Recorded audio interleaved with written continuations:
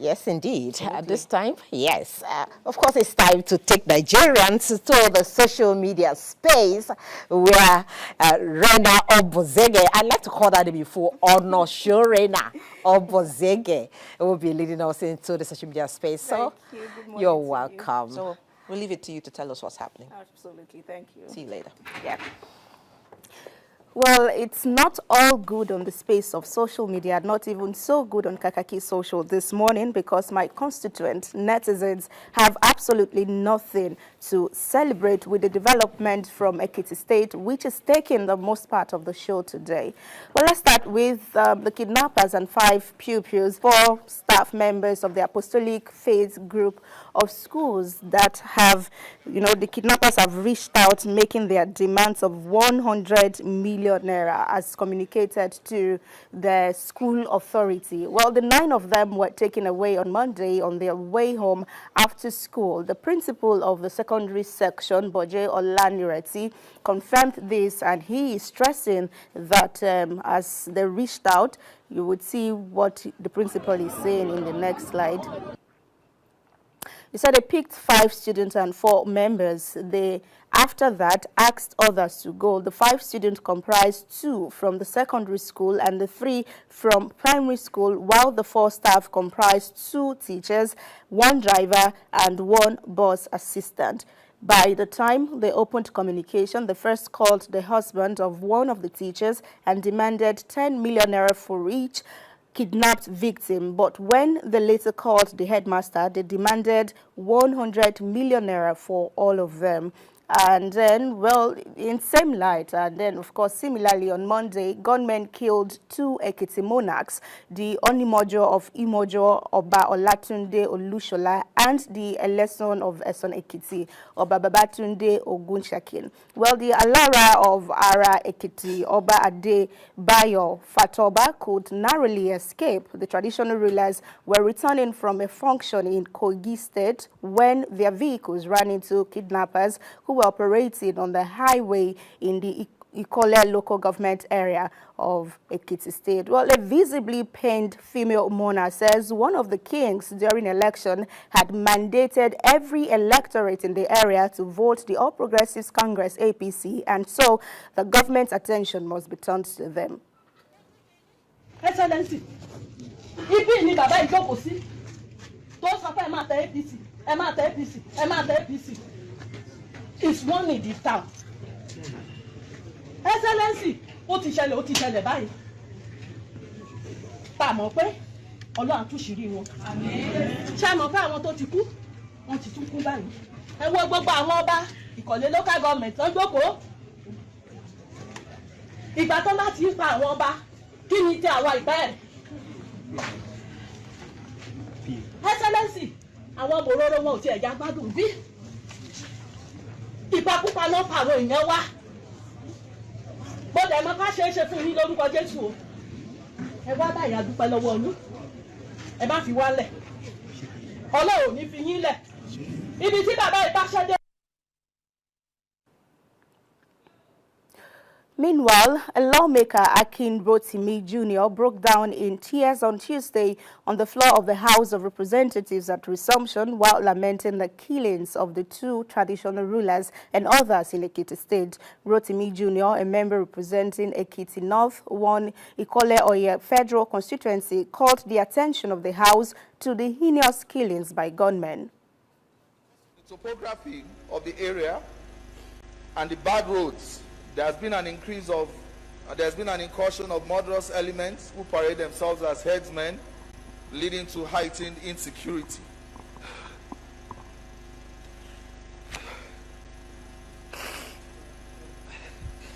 Our highly revered traditional rulers who were forces for community development, peace and stability in the constituency and the entire state.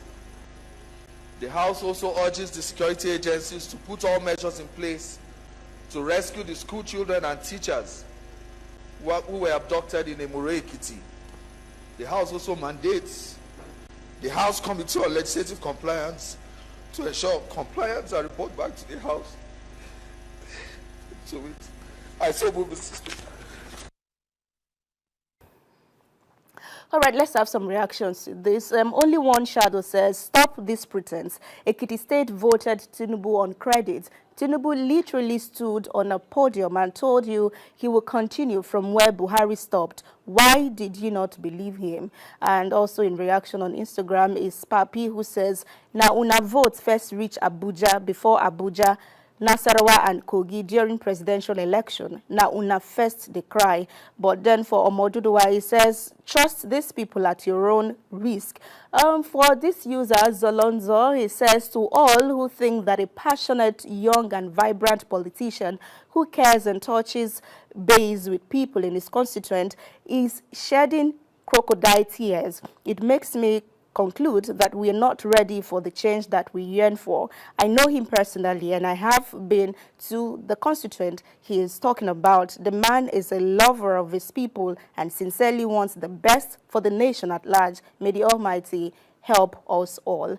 Absolutely. Amen. Well, in reaction to all of this, former Vice President Atiku Abubakar is asking Nigeria's president to honorably leave office if presiding over the country is too much work for him. While faulting Tinubu's said private visit to Paris, France, amidst heightened abductions, Atiku says Nigeria never voted for a tourist-in-chief, but the commander-in-chief of the armed forces. He wrote on X yesterday, says Tinubu is playing fiddle while Nigeria is drowning in the ocean of insecurity. To imagine that the commander-in-chief is on a so-called private visit while kidnappers kill a nursing mother and grandmother in Abuja for failing to pay 90 million naira ransom and 2 monarchs in Ekiti, among other regular tragedies besetting Nigerians. If the shoes are too big for a Milocon, he should step aside. Nigeria does not need another tourist-in-chief. The country needs 24/7 leadership to confront the pervasive insecurity and collapsing economy. It was personally signed by him, as you see there by his initials. And then this user, Ajike, he says it is disheartening to see Tinubu prioritize his own interests over the safety and well-being of the Nigerian people. His lack of action and indifference towards the growing insecurity in the country is unacceptable. It is time for him to take responsibility and step down from his position if he is unable to provide effective leadership. More thoughts is coming from Queen B, who says, it seems Tinubu doesn't understand the urgency of the time and the criticality of the situation facing Nigeria at this point. How can you be holidaying while your currency is heading to the bin, your economy is heading towards destruction? Terrorism, banditry, and kidnapping are all at all-time highs. Looting and stealing are the order of the day. Your neighbors have all deserted you, leaving you vulnerable. Existing investments are leaving jobs. And she says, in all of these, everyone is watching as though it's all rosy. I can't wrap my head around it. Anyways, all of you are to be blamed. That's also talking to Atiku right there. But this user says, man is just pained. He's not the GCFR. Other than that, he doesn't care too. That's reacting to Atiku. But a 2014 tweet by the now President Bola Ahmed Tinubu, while he was on the other side of the room, has come back to say that where he mentioned that on matters of security, the buck stops at the president's table. Like in other countries, Jonathan is the chief security officer. Stop Boko Haram. Now, I think that we have more than Boko Haram or something, and people have reminded him about that to say he has to do what he has been telling people to do. Now, if you watched the show yesterday, you may have been anticipating this video where I mentioned that Tanya Okpala,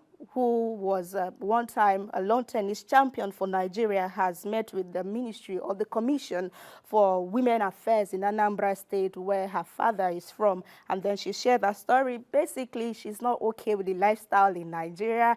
Apparently, her mother died and things haven't really been working, and she has to every time smoke her worries away, and that's what brought her here.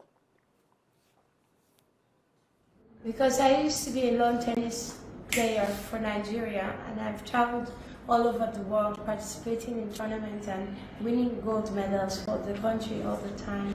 So I did very well in sports. Then I came back and I got some jobs here in the country, the salary became very, very low compared to what I was earning in America. So things were a little bit different for me, but I put my hand in. I come from a family where my mother was very rich, structural engineer. I now take public transport, which I have never done in my life, and washing machine that washes our clothes all the time. We don't have that anymore. In fact, we've lost everything. I find it hard. Sometimes I wash clothes and after a while my fingers start cutting. So I'm finding like coping with life. No, it's okay. I have a little baby girl. She's in primary 1 in the village. I've been trying to get her away from the village life because I feel like they brought me up very well. Somebody took a motorbike full speed and just... Okay, I have to show you. To be honest, I'm not happy that I smoke, but when I'm under pressure, I do smoke. Oh, well, so that's her story, and that's why she is where she is. That's how we call it a day today. We had nothing to laugh about. Maybe tomorrow we throw a party. So that's how we call it a day today on Kakaaki Social. Our handles are Rena OBO. We may have to continue conversation there, or on WhatsApp on 0811543670. Good morning and welcome back to the show. Thank you so much. I finally get to see the video and listen firsthand, and it's quite tragic. And what she has had to go through, but I think that respite coming is what's most important, and I'm hoping that the Anambra State government just does fulfill their word for rehabilitation. Yeah. It was a very pathetic one for me. Anyway, Rena, OBO. Do have a great day. See you tomorrow. Ciao.